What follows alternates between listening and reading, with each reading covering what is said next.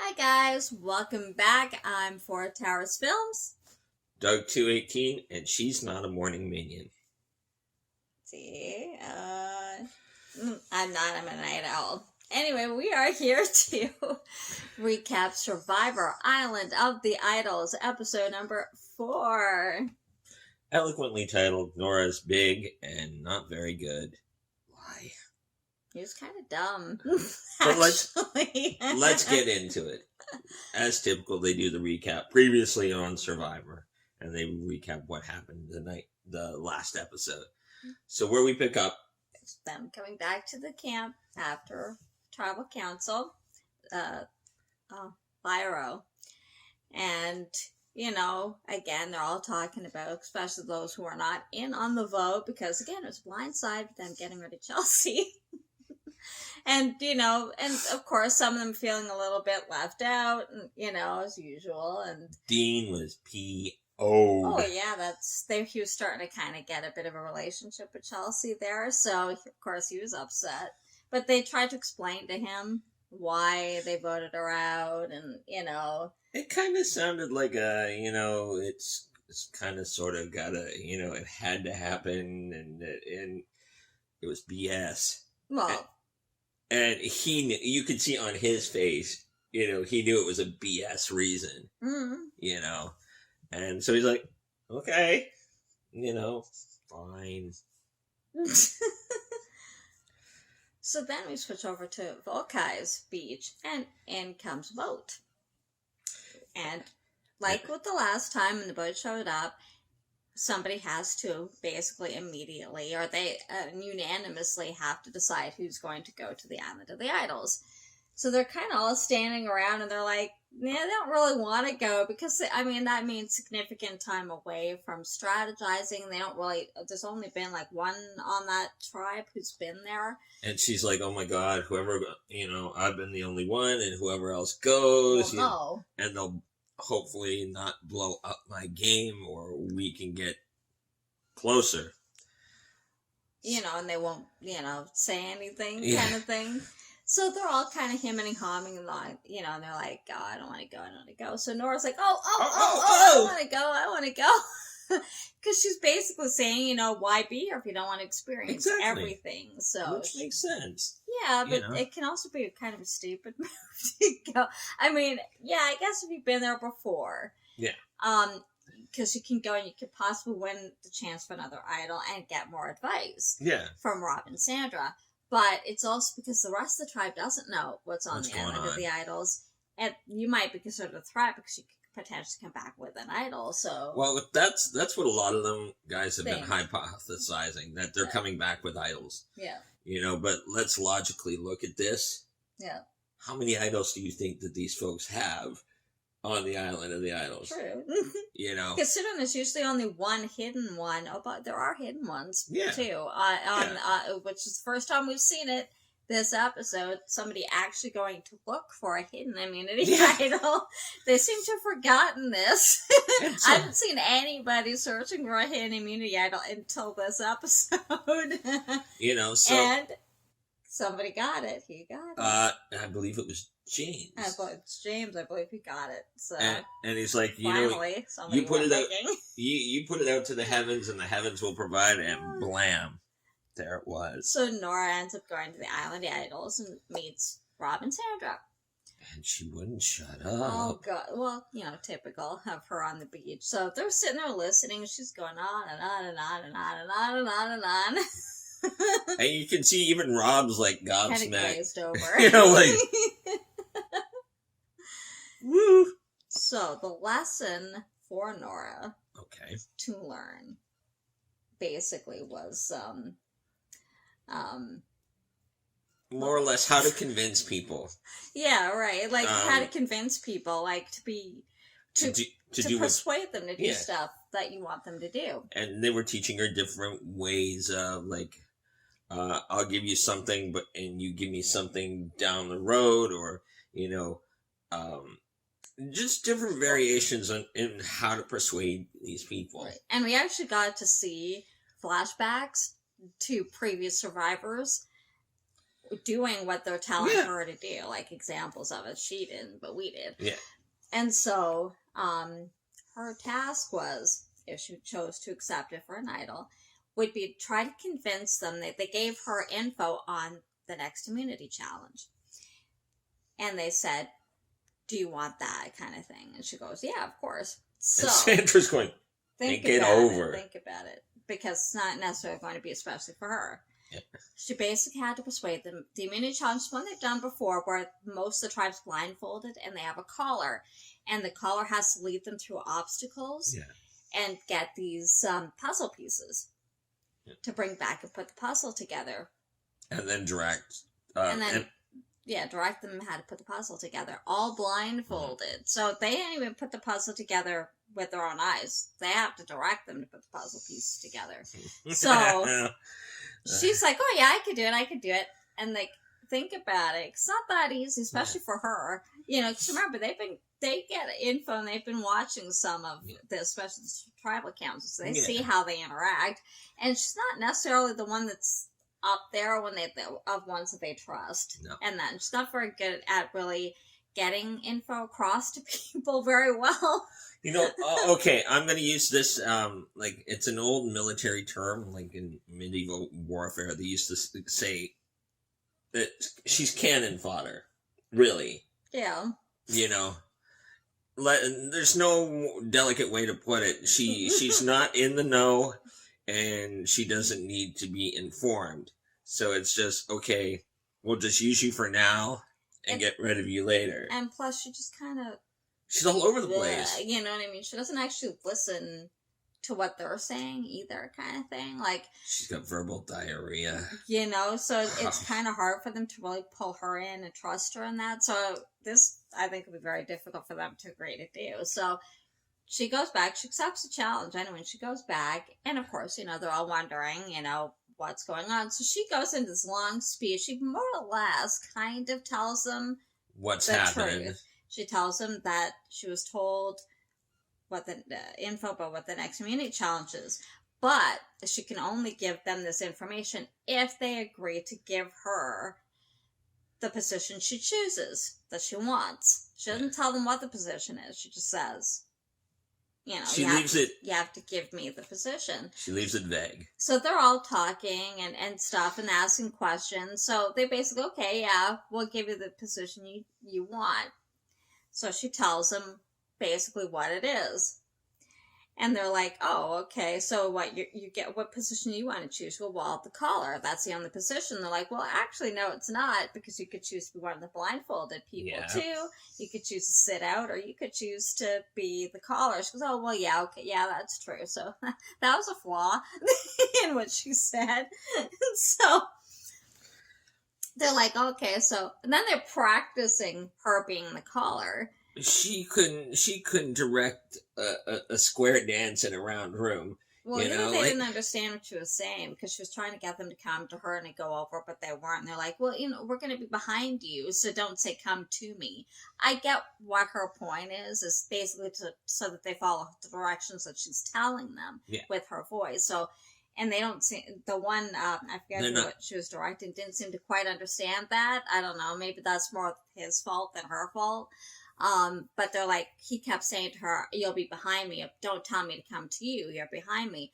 Well, that's not really the point, really. It's more of to listen to what she's saying and do what she's saying, rather than which direction she's telling me to go at that point, because obviously it's going to be different.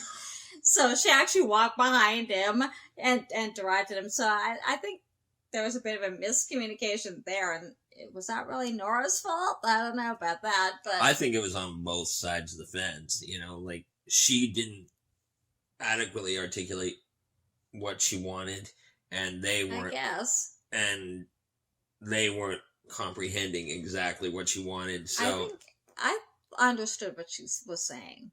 Now, granted, I'm not there on the beach. Yeah.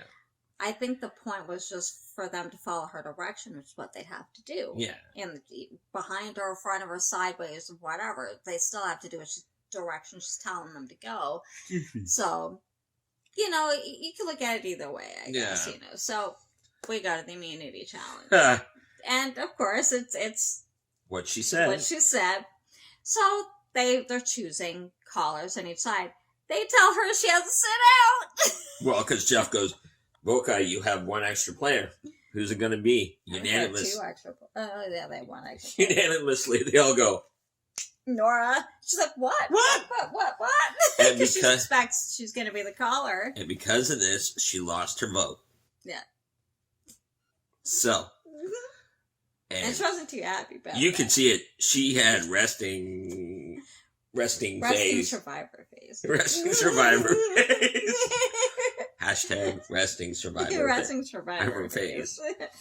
So, they choose, I think his name's Steve. Man. Still trying to learn all the names, guys. Still fairly early in. And the other side chose, I forget. Oh, jeez. I can't find it myself. Okay. There's still a lot of them on the beach. There's still a lot of them. But Volkei actually did very well. They did. Because he was really calm in directing them through the course. He spoke loud enough that they could hear him. And his directions made sense. Yeah. The other team, like Lyra did okay. Yeah. But they start to fall apart when the teams actually met on the course. And so they're trying to navigate them around each other. And she's like basically yelling and he's having to talk. So he was actually able to get his team away. And the other Lyra was just kind of standing there lost in the middle of the course. Which was funny. And she was telling them, this way, come this way, listen to me. Listen to me. So finally they were able to get to the rest of the course. But in the meantime, Volkei's doing their puzzle. Yeah. And they're making pretty good headway, too. So Lyra finally comes up, and it looks like they're actually going to overtake them, because at one point, he thought the puzzle didn't look right, so he told them, no, wait, take it out, and we have to readjust it. So Lyra actually had caught up and put their puzzle together, but it wasn't right. So they had to go back and do the same thing, which means Volkei won immunity. Did very well, I must say. Kept very calm. They kept calm. He kept calm. Good directions throughout the whole thing. And I think that's half the battle. Like, you can succeed in these challenges if you don't lose your cool. And if you all work together. Right now, you need everybody, all hands on deck. Right? Yeah, which is why they tend to not get rid of whom they consider stronger on this tribe. Once they reach the point of the merge, which they haven't yet, or the point of the shake-up, which they do with the tribes, you gotta keep all your players in place.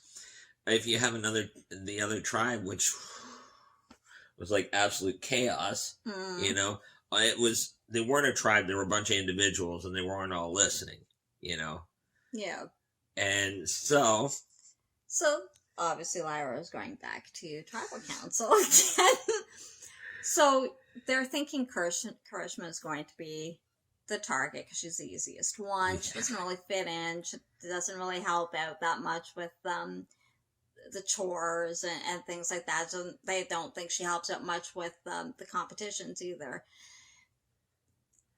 However, Missy's thinking, I kind of still need her, and I want to try to keep the female alliance together.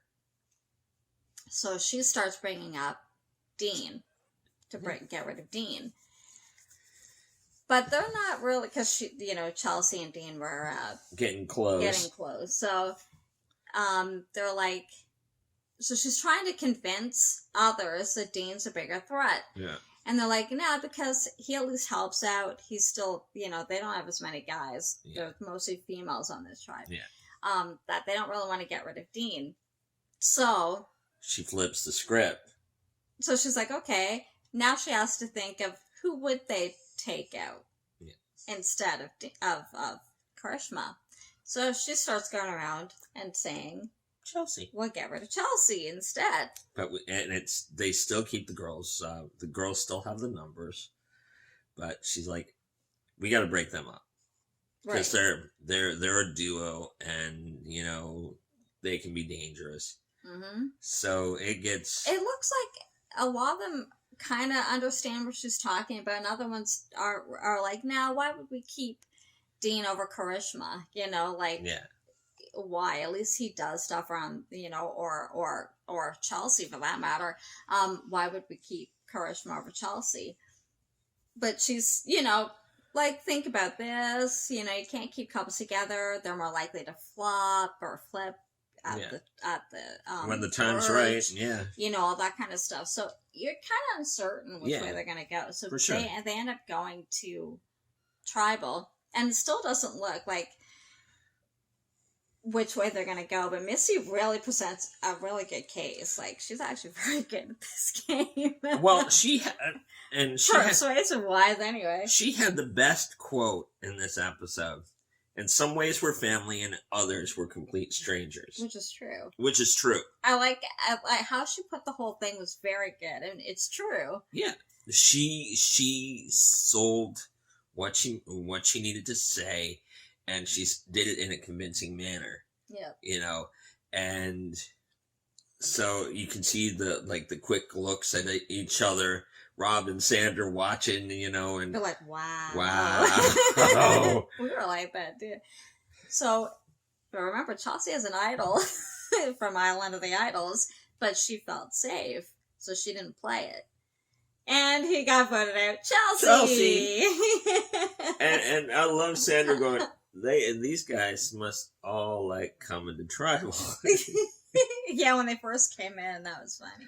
Yeah. It almost like, because they're down 2 players to Volkai 1 now, so Volkai now has the number advantage. You know, so it's yeah, that's 2 of them that went home with idols in their pocket. With idols in their pocket, because Vince had an idol, one, and now Chelsea. Chelsea That's had 2 in a row. Dang, guys. But of course, neither one of them felt they weren't threatened. safe, so. But like we talked about in the previous episode, like, Never assume. never assume, never think you're safe. No. Because you can only use the idol for two. It's not like a normal hidden immunity idol.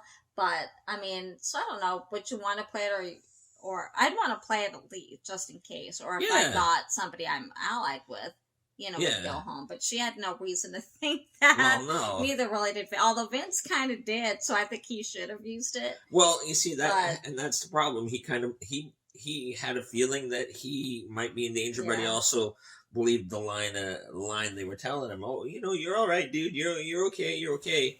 And then they just pulled the trigger on him. Yeah. It was another good episode. It was a very good episode, and thank you for watching. If you liked it, give it a thumbs up. Don't forget to subscribe. Hit the notification bell so you know when you upload every time Survivor airs. And we will see you next week. Bye, guys. Bye.